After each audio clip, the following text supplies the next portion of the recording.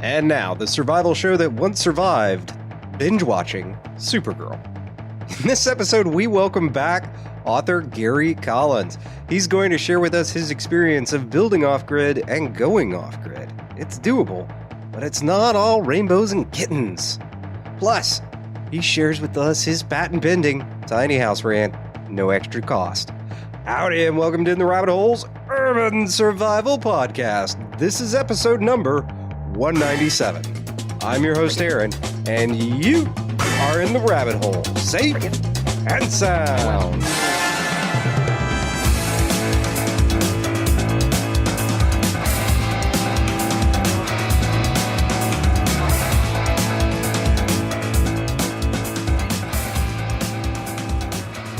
Garry, welcome back to In the Rabbit Hole, dude. Hey, thanks for having me back, Aaron. So today we're actually not going to talk about diet or exercise. You've got a new book you're going to be coming out with here pretty soon on your adventures in going off the grid and moving to the sticks. Yes, it is, and it's getting close to its final version. So yeah. And I've looked into this a bit. I think it is a fantasy of most people in the survival and preparedness community. Many of us dream of one day having this off-grid home in a quiet rural area somewhere, and then we start looking into it, and it's sort of goes down a rabbit hole of being problematic. Why did you start doing this? Well, it had been a plan for quite a while, or a dream, should I say. I didn't know when I was going to do it, at what stage of my life, but I probably started initially looking into it about 10 years ago. Mm-hmm. And for me, it's a little different because I grew up in a very rural area. I grew up in the sticks, out in the middle of nowhere. So for me, I kind of grew up with a quasi off-the-grid kind of lifestyle. You know what I mean? I grew up in the mountains hunting, fishing. We were hooked up. We had local power, but we still had our own septic system. We were still on a well. We didn't have a whole lot of neighbors.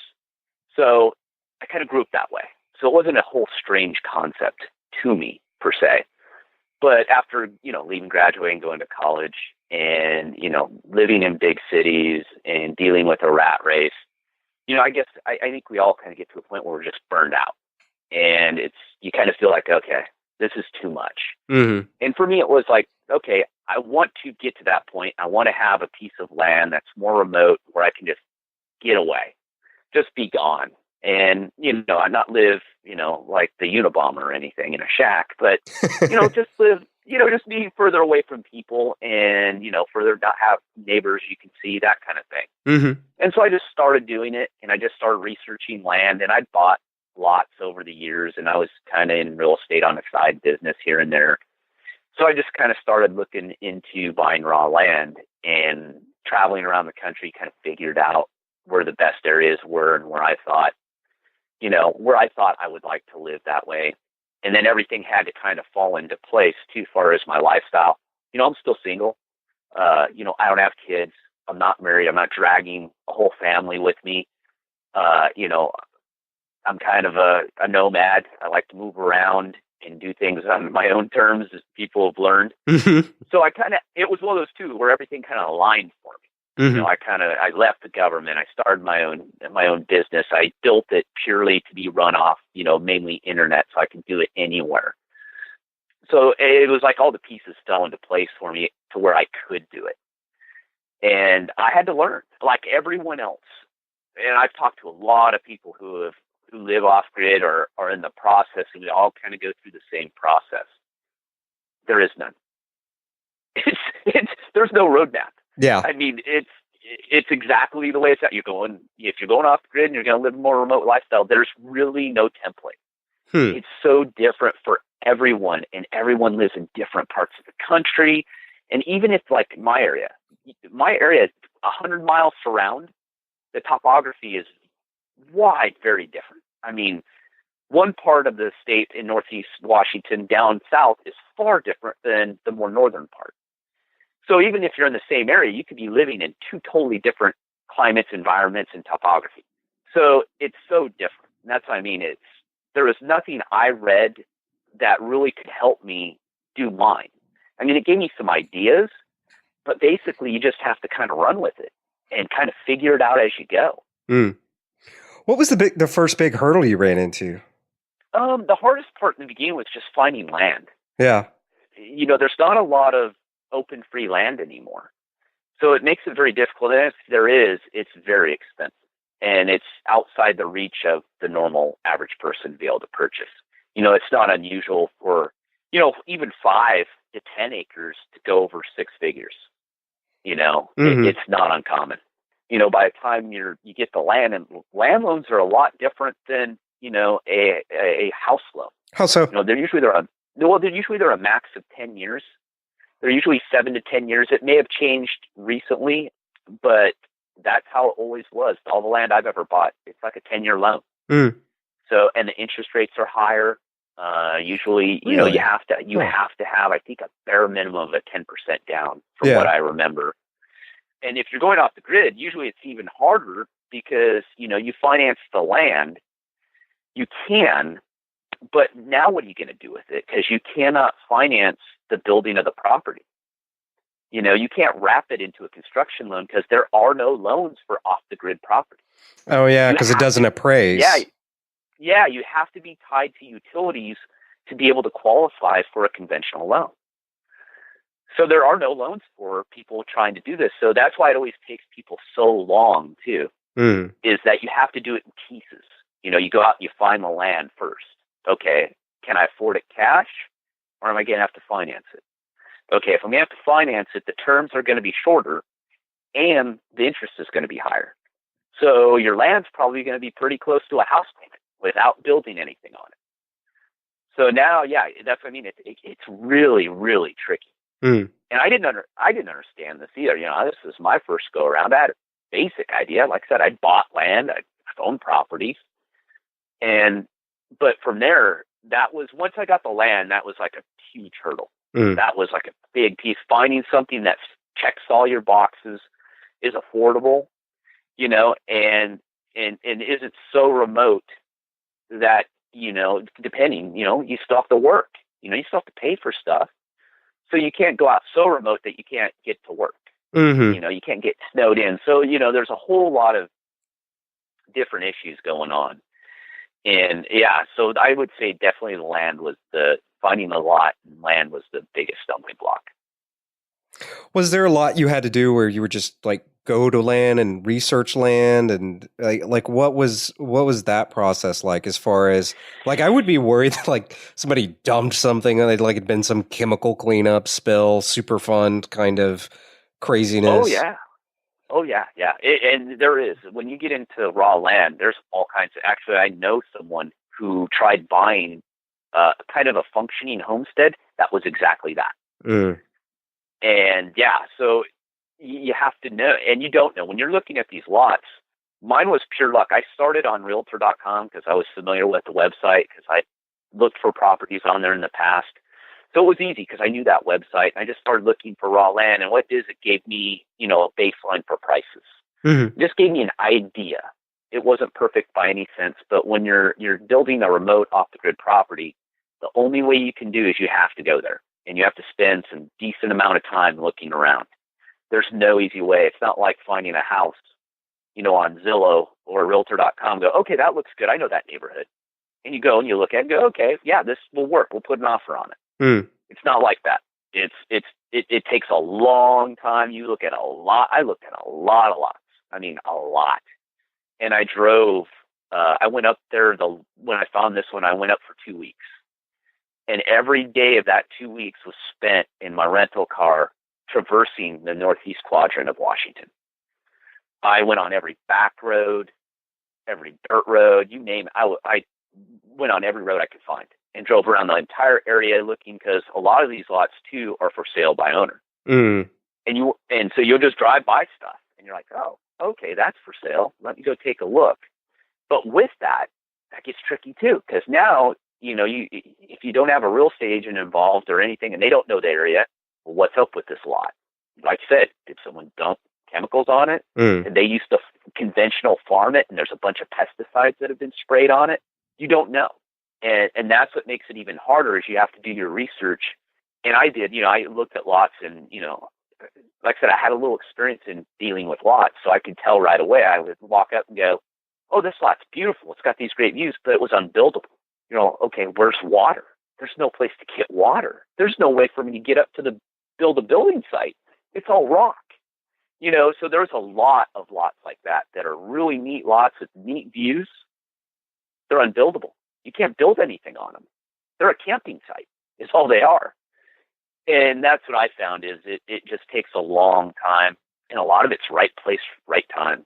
Another problem I found is what you're doing when you're going down this kind of lifestyle road is there aren't a lot of people who've done it. I mean, there's not even I'd say not even 1% of 1% have done this. Mm-hmm. So you're a total anomaly. You're looking for something totally different. And real estate agents, all they know is general construction, residential neighborhoods.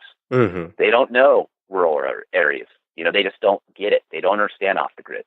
And I would imagine they don't want a prospect or a sale that's going to take as long as land does, because they're usually looking to move properties as quickly as they can. Well, not only that, but there's far less commission in land. Mm. They don't make very much money because land's usually cheaper than house on land, and usually the commissions are low. They just are. So they don't make a whole lot of money off it. So they usually don't mess with it. It opens up this whole can of worms, and that's where I started documenting it. Because once I realized and how much time and effort and energy I put into this, and I don't want to discourage people because it is incredibly rewarding in the end. But if you have to take a stab at this out of the dark, which a lot of people have tried and failed, it's really hard. And that's why I started going, okay, maybe I should write this stuff down. Maybe I should document what's going on. Maybe this will help other people because, I know I get asked a lot of questions about it, and people are always trying to contact me and asking me how I found land, who do I buy the lot from?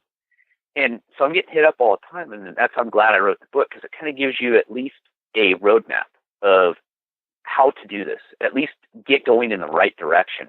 Because I think for the average person, if they just had to step out of the everyday American life and try and do this, I don't know if it can be done. I mean, it's that hard. It's such a drastic difference from what we experience in everyday life. Everything about this process is completely different. And I remember you and I were talking just about you trying to power the place. So what was that process like of just trying to figure out like what you're going to use to power it and trying to figure out solar and everything else? I thought in Gary's la-la world, I didn't know. I thought I can get financing. There's got to be someone who will finance a property like this. If you put a down payment, got to be someone. And I soon learned absolutely not. There is no bank that's going to touch this. Period. They just don't. So I went, okay. But they, the bank I was dealing with, because I'm a veteran, and that was through a VA lending company, and she had done she had lived remotely, so she kind of knew a little more. And she goes, well, if you get power tied to the lot, then we can finance it. She goes, you have to use the power, but as long as it's ran to the property. And I went, oh, okay, there's a little loophole. Because I wanted to go off the grid. I wanted to not have to pay the power company and do all that and have my own well. So I went and looked into it. It was $80,000 to attempt to run power. And not only that, I had to go through 3 different lots, huge lots. One was a tree farm. That was 1.5 miles away was the nearest junction of power I could tap into was 1.5 miles away. Man, you seriously went out into the sticks. It's not that bad. It's just the area. It's just where the area is. It's hard to get to. Oh, okay. It's kind of that in-between. I like to call it that in-between world where I can run right into civilization. It's 15, 20 minutes away from town, but I'm far enough away where no one's going to come up and just say hi. Okay. It's one of those, but it's just hard to get to it. So running power was going to have to be above ground. I was going to have to get permission to run all these poles. It was never going to happen, basically. It wasn't going to happen. So I had to go, okay, I know I'm going off the grid anyway. I'm just going to have to suck it up.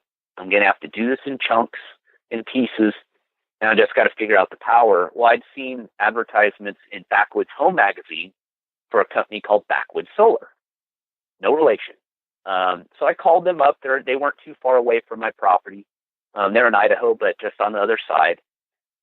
And I called them up and said, hey, here's what I'm doing. I've never dealt with solar before. The house I rented before had solar panels grid tied. I went, that's totally different. And so they sent me a book, and it details everything. It was actually, they've got this stuff wired in pretty good.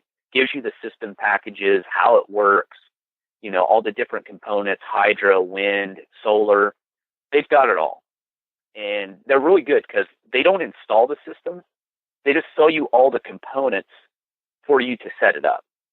And they'll help you. They'll walk you through it. I've called them several times on helping me how to do some certain things. But I thought with that, I went, I'm a fairly smart guy. I've done some construction. I've remodeled several houses and owned properties. Well, I should be able to figure this out. Well, it was a little trickier than I thought. Once I got all the boxes and the pieces showed up, I went, oh boy, there's a lot to this. There's a lot more technology than I thought. Mm. So that's where it started. I basically asked them for help. They put together all the components in the package for me.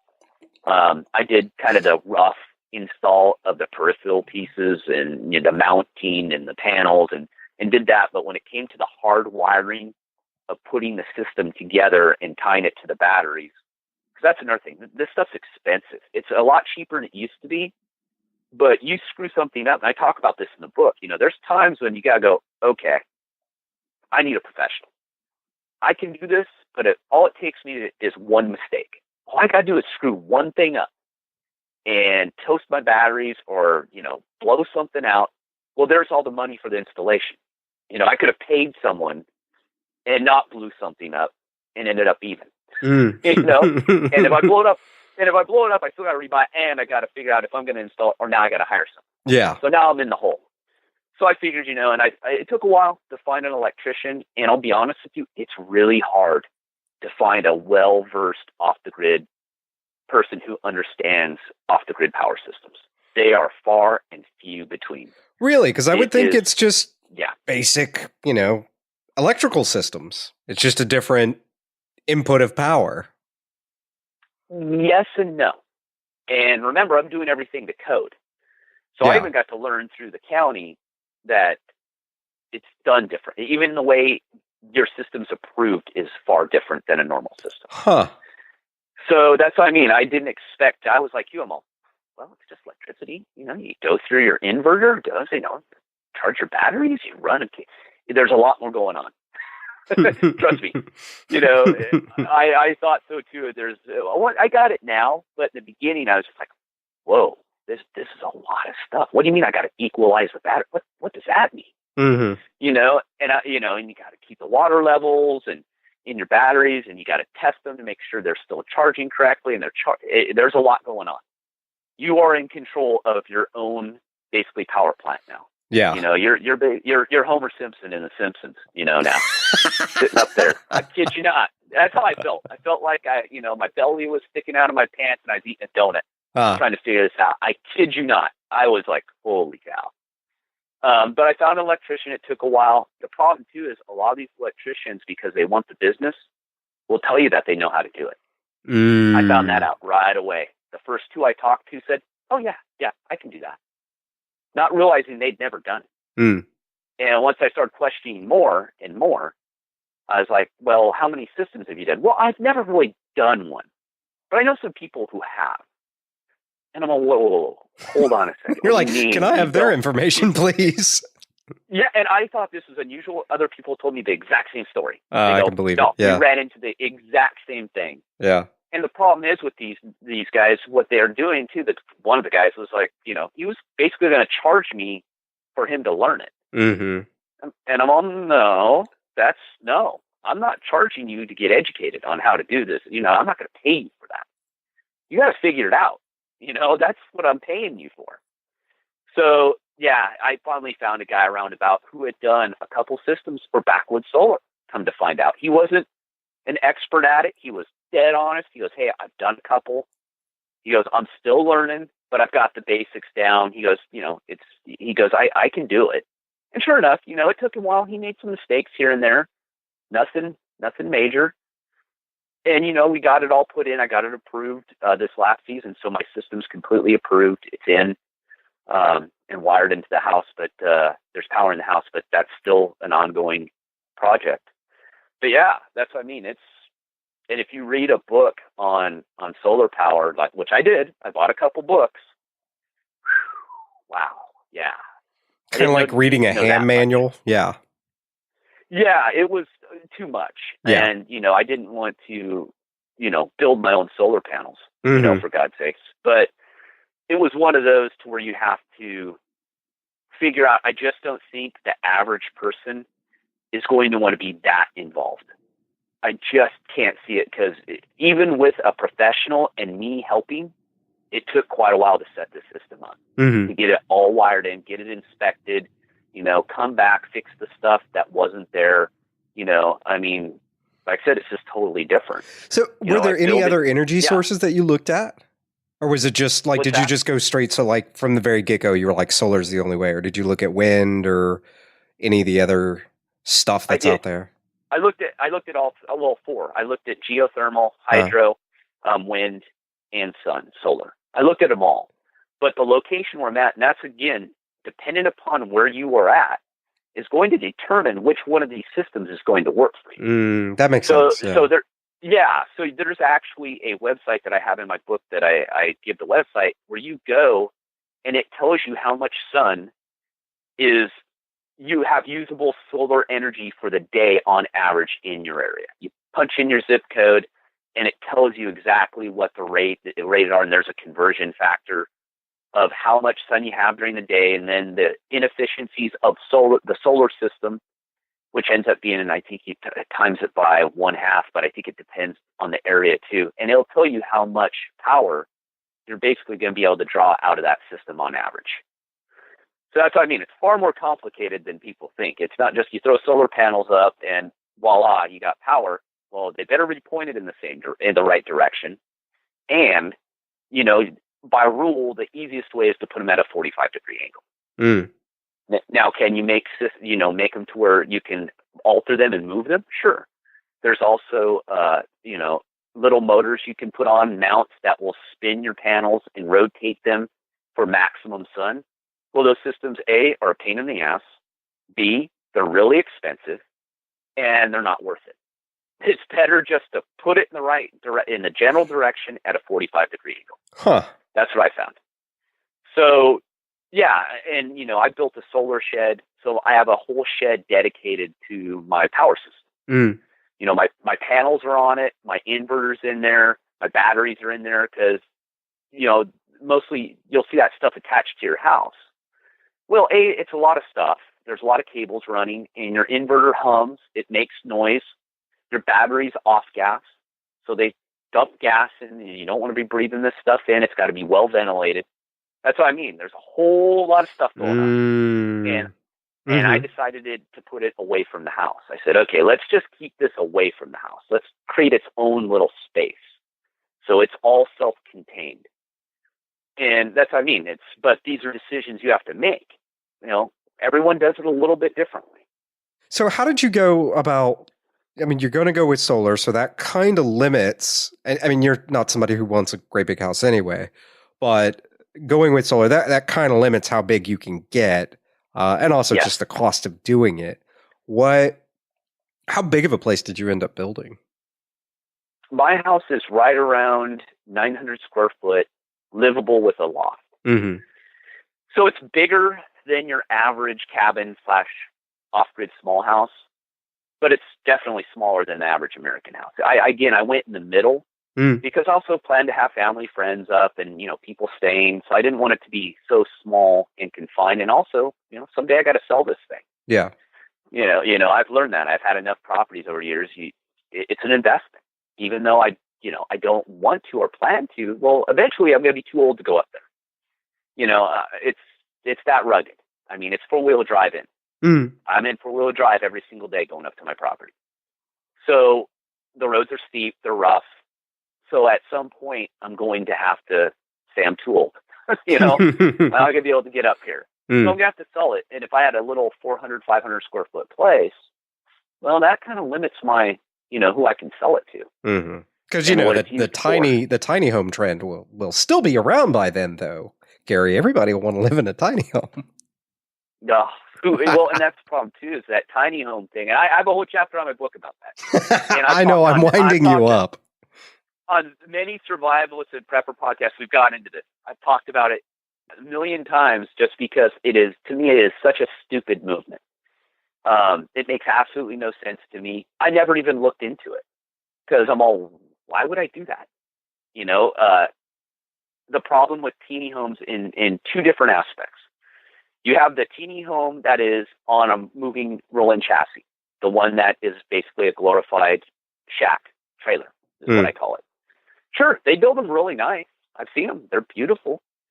But to me, I've had a travel trailer for years. I grew up camping, hunting, fishing, friends, travel trailers, all that stuff. That's what travel trailers are for. And they're much cheaper, and I'll be honest, they're much nicer. And they work a heck of a lot better. Yeah, because they're designed for it. They're designed for it. They're not 10,000 plus pounds. They're all ready to go. Mm-hmm. And that's, the price of these things. I did it as an example in the book. I did one to the spec of my travel trailer for one of the main builders in the country that does these tiny homes on rolling chassis. It was 3 times the price of my brand new travel trailer. Ugh. And my travel trailer is an all season.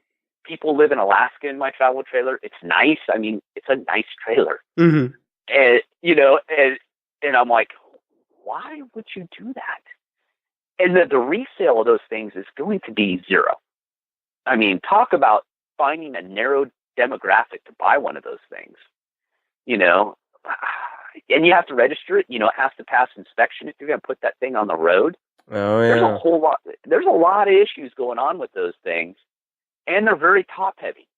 They're heavy. They're dangerous. I wouldn't want to tow one of those things. Especially for any distance. And most of them you see, especially on the TV shows, they tow them from the factory like 10 miles away, and that's it. And then they park it. Well, if you're going to do that, why not just build a small house? It will cost you far less than that trailer. If you're dead set on going small, because these are 200 square foot or less. These things are tiny. If you're going to do that, you can buy and people do this in our communities. People do it all the time. I know guys who have done it for their hunting cabins. They go to Home Depot, they buy a shed, they put it together, they insulate it, they run whatever plumbing, whatever they're going to do, and it costs them like $8,000. So guess what? If you got to leave that thing behind, it's a heck of a lot better than spending $75,000 to $150,000 where I'm seeing these things go. Mm-hmm. I guarantee that $8,000 investment and loss is a heck of a lot better than that huge, 6-figure loss that you're going to take on this trendy, like I said, a shed on wheels. Yeah. So, and travel trailers, if you get a travel trailer, I've sold every single one of mine like that. I've had no problem selling those bad boys. People are always looking for travel trailers. So you brought up a point about like plumbing and stuff. That actually makes me think, like, what did you, because you're up in a rugged remote area, did you put in a septic system or did you go composting toilet or what did you end up doing there? I talk about that too, because the composting toilet thing, they kind of go hand in hand with the teeny home. The composting toilet, the teeny home, it's all this, makes no sense again. I have standard plumbing. Now, I put in a crawl space because of this. I grew up on septic. That's what I grew up on a your own septic system. So gravity fed, not hooked up to a public system. That's what I grew up on. So I knew how they worked. And so I was like, oh, I'll just put a normal gravity fed system in. And it took a couple bids. A couple local guys tried to shark me on it, but I knew better. Like I said, I grew up with it. So I knew what I was looking for. And I got just a normal gravity fed system. It's about, on the average, they're $4,500 to $5,000 to have a professional put it in. Can you do it on your own? Sure. It's not rocket science, but you have to go rent a backhoe. You're going to have to dig some stuff up. You still got to get your test holes approved by the county. It's one of those, in the whole scheme of things, it's better just to pay someone. I mean, we're talking about your pee and poop. It's better to pay someone, make sure it's going to the right place. Yeah. And not going down down the hill into a neighbor's yard or something. They may not appreciate that very much. No, I talk about that because a lot of people, because I'm in a rural area, and I know a lot of people have some unapproved septic systems. And you want to piss someone off, really piss someone off, have your piss and shit go in their yard. Do that. And you see how your neighbor likes you from there on out. So, yeah, you got to be careful with that stuff. It's not just the environmental impact, but, you're impacting people around you. Mm-hmm. I mean, there's people who still use and get their water, basically, if they're near the water table, from groundwater. Streams, or they just have to dig down 5-10 feet and they make their own well. Well, can you believe your body waste is flowing into their drinking? I mean, it's just a bad situation. Mm-hmm. It's better just to pay the money, get it done right, and if you don't have the money, well, guess what? Don't do it. How about that? I know as Americans we just want stuff because we think we deserve it, but you know what? If you can't afford it, don't do it. Yeah. How about that? And so I did. I just put in a normal gravity-fed septic system. And that's how it works. It goes through your plumbing. Your plumbing is sloped at a certain slope, and it rolls through, and gravity takes it into the holding tank where your liquids and everything kind of mix, and then it pulls down into the liquids go out, and they spread out into your leach field, and then it just absorbs. And that's what, you have to get approved by a county because you have to be able, your land has to be able to have the ability to leach it out and get it out and then, dissipate it. So there's a few things going on, but it's not that difficult. It's most places you can put one of these systems in. It's very rare where you can't put one in, but it does happen. If you're in a hilly, real rocky area, sure. And that's where the composting toilets come in. Well, I looked into that because I thought, well, let me just throw a composting toilet in the beginning, and then I'll deal with this stuff down the road. Save some money up front, just get the house done. Those stupid composting toilets, first of all, they're huge. They're massive. Literally, you are a king on a throne. and they're about $2,000 to $2,500 a piece. Oh wow, I didn't know they were that much. Yeah, and guess what? You have to pee in a separate container. Really? Oh yeah. You can't. There's some where you can mix the solids and liquids together, but all the reviews I read on those are all doesn't work. These are horrible. And the main complaint I got, they stink. All of them stink. They smell. Well, go figure. You're peeing in a container, so your pee's right there. You got to empty that, and then your solids go down into a tank where it's either heated or you put enzymes in there. My attitude is, if you're going to do that, just get a bucket with a toilet seat. I mean, that's what we did growing up camping and stuff. Mm-hmm. When we were on prolonged camping trips for, we'd go out for a week or two, just poop in a bucket, throw some soda ash or, you throw, wood chips on it, sawdust. Why make it complicated? Why spend $2,500 on something? And not only that, but they draw power.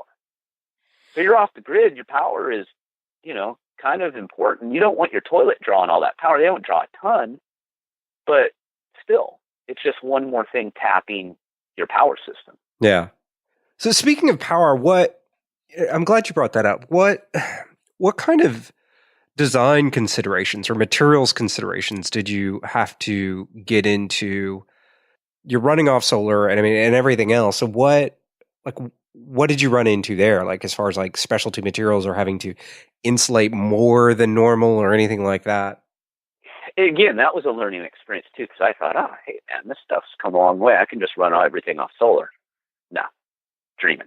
You can, don't get me wrong, you can, but once you start expanding that power suck out, you got to add a lot. Well, the good thing is panels are cheaper now, but your inverter gets bigger, everything gets bigger, and it starts getting more and more expensive. So that's why you always want to try and contain what you're using in your house, which usually means you're not going to have, you're not going to have a typical heating and cooling system, vented.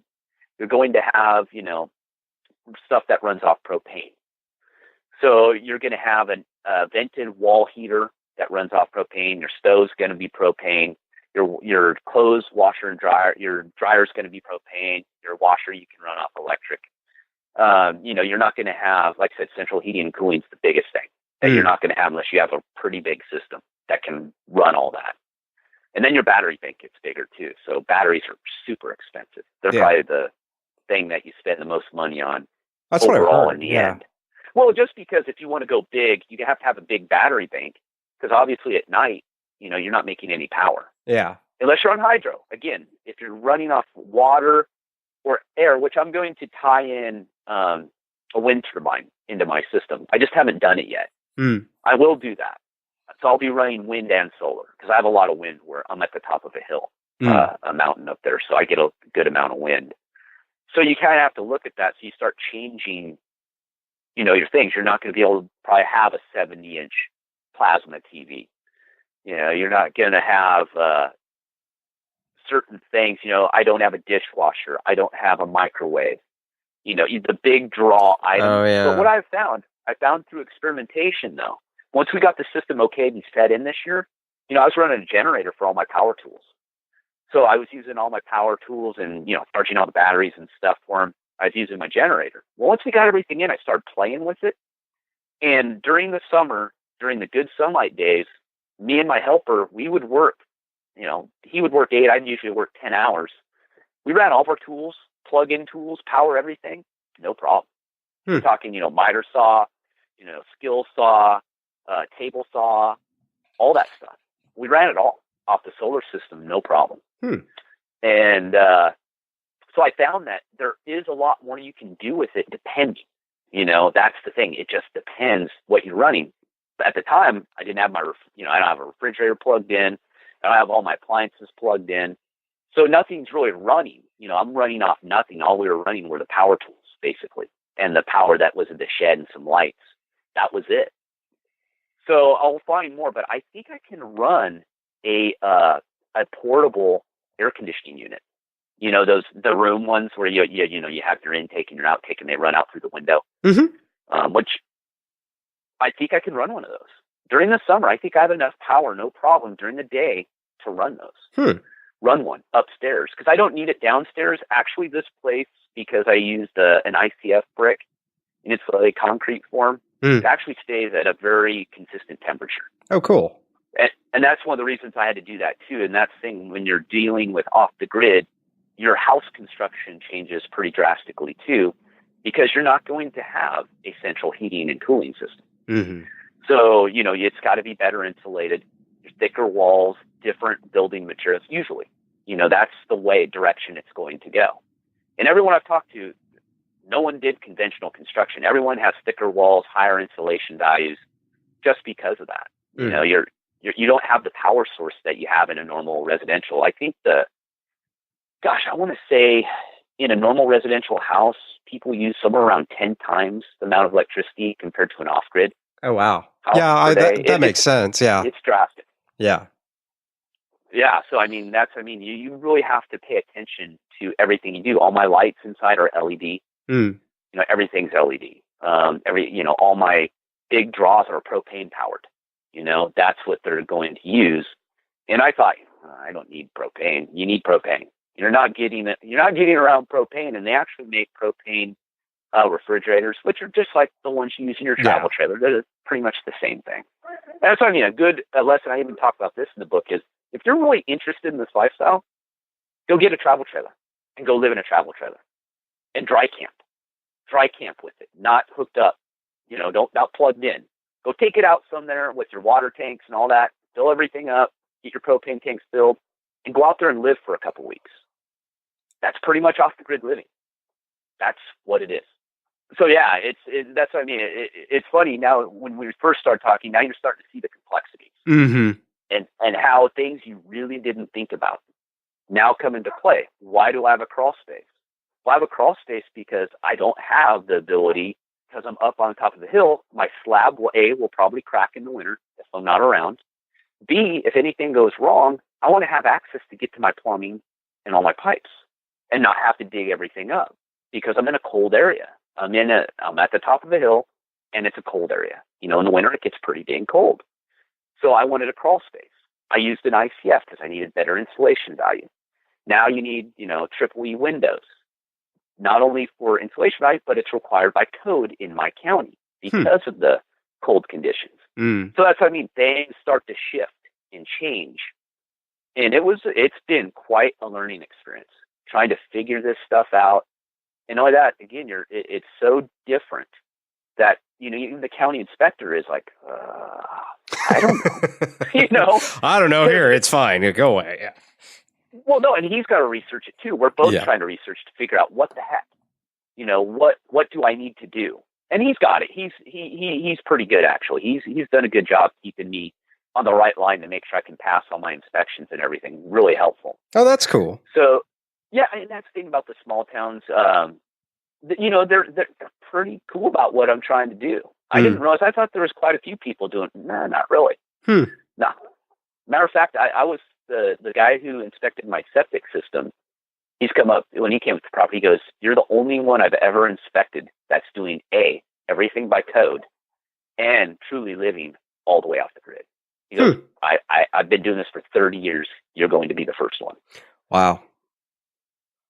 So, yeah, because, off the grid, usually a lot of people back in the day, remember, in the codes in the 50s, 60s were way different. The houses are different. Yeah. So, the codes are tightening. Things are changing. So it's getting harder and harder to do what I'm doing. And even the codes have changed from the first year I got, because I just finished year 3. I'll be doing year 4 coming up.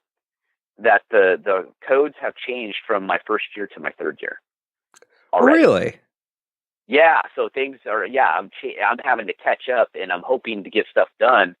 And even wells. Think of the wells. When I first started and put my well in, that was the first thing I did. And that's probably a good point too. Is if you don't have water, you're camping. You're straight up camping. So you better make sure the first thing you better understand is if you can have water on your property and have decent amount of water. Otherwise, you're going to be doing rain collection, or hauling your water in a tank. Those are the only 2 options. So that's what I always tell people first is water is your most important thing. Is your whole, because that's a comfort factor. And plus not only that, but water is becoming more and more scarce.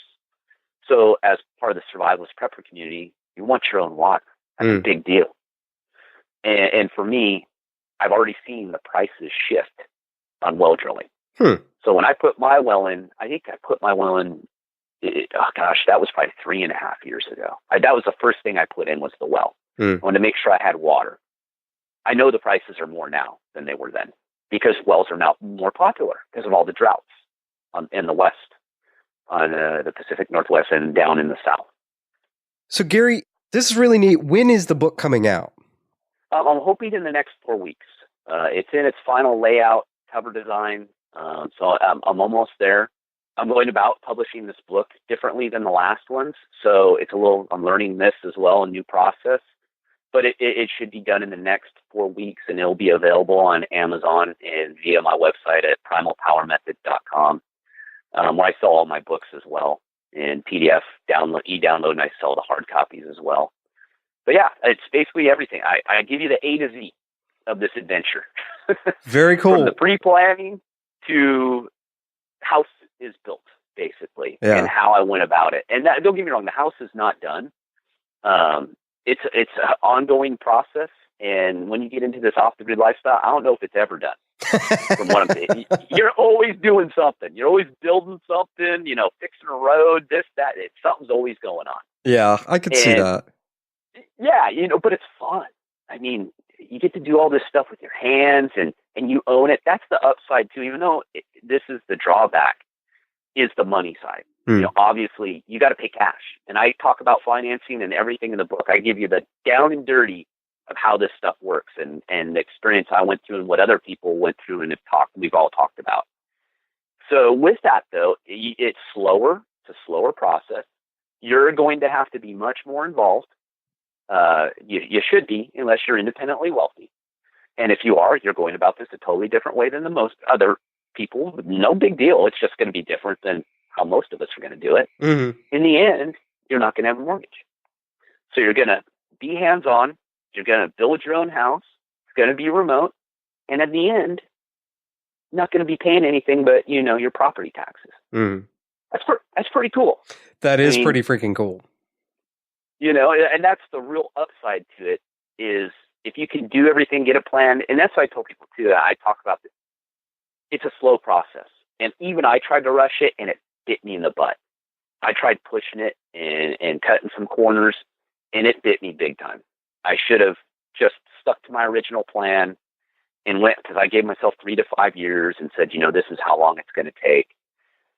And that's what I would tell people. Just don't dive into this head first and get ahead of yourself. Just do it slowly, plot it out. I think that's where the book helps is, like I said, it gives you these steps that I took and what it took. And, I give price too. I tell them, hey, this is how much the land costs. This is how much the well costs. Solar. I kind of break it down into general pricing so people have an idea too of how much all this stuff costs. Because that's one thing I never saw. No one ever talked about how much it costs. I'm like, well, that's kind of important. Mm-hmm. How can you plan if you don't know how much it costs? Again, you're not financing. It's not a typical house. It doesn't have a price tag already attached to it. The price tag's going to be what you make it. So, it could be really cheap or it could be really expensive. Depends on you and how much you want to put into it and how much money you have and time. Because you're not getting away without investing time. If you think you can do this and pay someone else to do all this for you, good luck.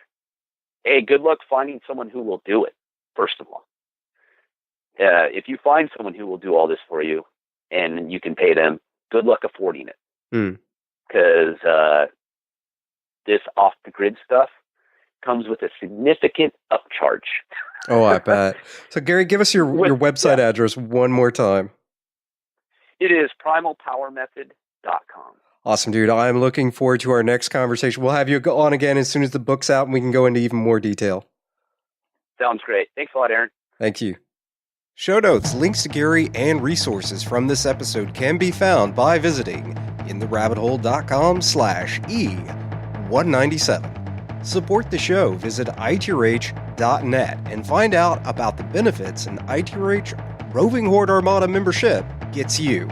ITRH keeps the lights on and pays the bills nearly in whole by members just like you.